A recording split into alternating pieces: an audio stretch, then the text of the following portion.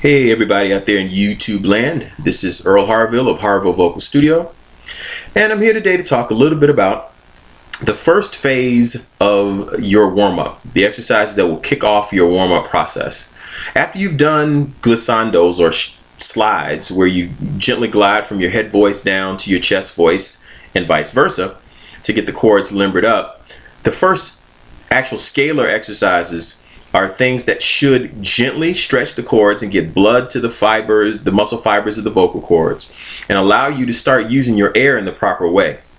And exercises that I'm going to show you now are great for helping you use your air properly without us having to talk about a lot of breathing exercises. The first is the lip trill, which has become one of the more popular exercises that are being used out there in the vocal training field. Lip trills are really effective because they help us get a really good grasp of proper airflow. They help to relieve tension in the facial muscles, and they help us again to get a really good stretch in the vocal folds so that you can easily move from your chest voice through your middle voice and into your head voice. Now I find that the best way to do them is to actually take a couple fingers, stick them into your cheeks and push up gently, and you're going to bubble your lips. And start by just kind of sliding gently from chest to head or head to chest, just to see if you can, get a hang of it really easily. This is not an exercise where you're going to do any forcing or pushing. It's a very gentle exercise, but very, very effective. And another actual benefit of this exercise is it helps to keep the larynx pretty stable. The larynx won't rise much as you sing higher into your range, which is something we'll talk about in later videos. We really want the larynx to stay pretty stable, kind of neutral. So this exercise helps with that. So again, you're going to stick two fingers in the cheeks and just gently bubble.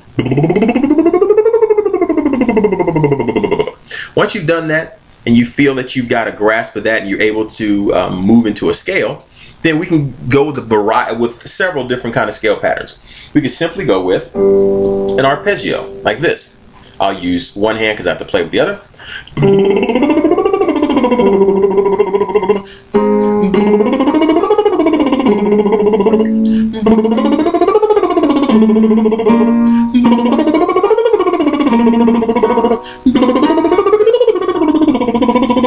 And I easily get from my chest voice into my head voice very easily without having to manipulate, without having to push. Now, I have a lot of students who actually have a little bit of issue with the lip trill in the beginning, and I don't want them to get frustrated. So if they don't have an easy time doing lip trill, what I'll do is actually just start them on a couple of other exercises which give us a lot of the same results. I love to do a hum with the tongue sticking out, because what you do, in addition to getting that wonderful buzz from the hum in your resonating spaces of your head and throat, you also get a bit of a tongue stretch. So again, stick your tongue out and hum with the tongue sticking out. And again, you can do some slides first. So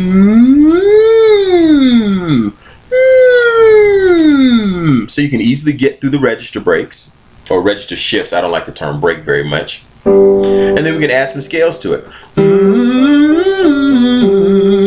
Again, you're not doing anything that's very using a lot of pressure. These should be very easy exercises at the beginning of the warm-up.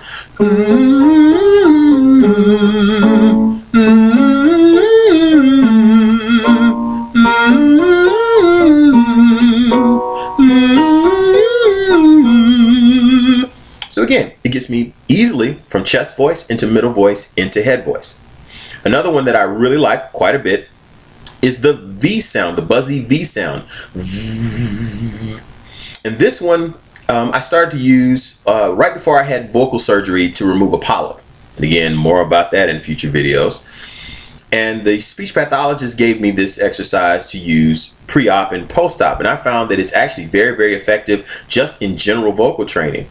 Again, it helps to establish a really good airflow, not a lot of air. We as singers often use way too much air, and that's what gets us in a lot of trouble. This is one of those exercises that helps us to use this small column of air, but that it's very consistent, and we get that buzzy feeling, and again, helps the chords be able to come together nicely and to stretch so that you can get through those register shifts.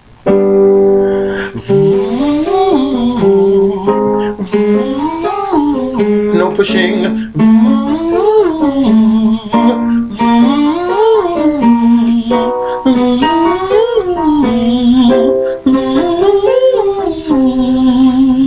Great. Now, another one that I really love is the NG sound, like at the end of the word sing or sung. Some even refer to this as being an open mouth hum, except that you don't have the mouth open. The mouth is your mouth is not closed, rather the mouth is open at the front. It's the rising of the tongue up against the roof of the mouth that creates this second closure. Okay? Great for getting the vocal cords to close. And vocal cord closure is such an important issue in vocal training. And we'll talk again more about that in depth in some products coming up from Harville Vocal Studio. So be on the lookout. This is a great means for getting those chord edges together. And also it helps you to feel that resonance, that buzziness. As you sing higher, what you want to do as singers is to feel the shift of resonance from close to the front of your mouth and chest voice to behind the soft palate and moving up into your head as you go into head voice.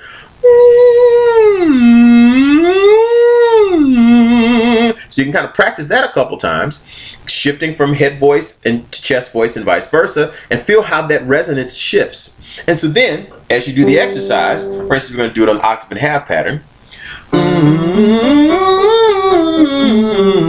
You feel as the resonance shifts.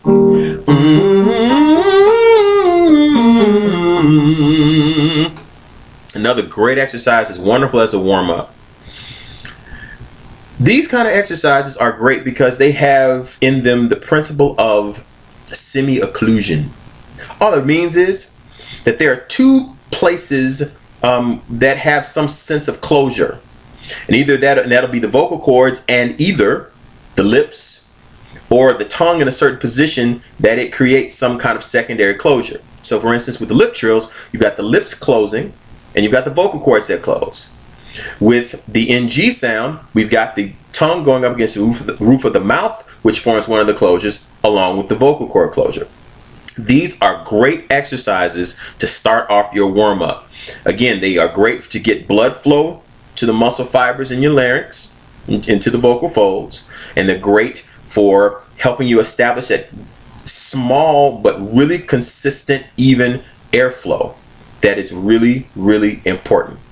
Try these warm-up exercises. You'll see more of them in a soon to come vocal training audio download that I'm working on. That'll be coming pretty soon, and I'll go a little bit more into depth about it. But try these things out and you'll find that they really help to limber up your voice and lead you into more advanced exercises where we start adding a little more weight onto the voice, and we work on further connecting the registers and building up the voice. Gently though, no pushing. Pushing's bad. All right, I'll talk to you later. Try them. Have fun. Keep singing.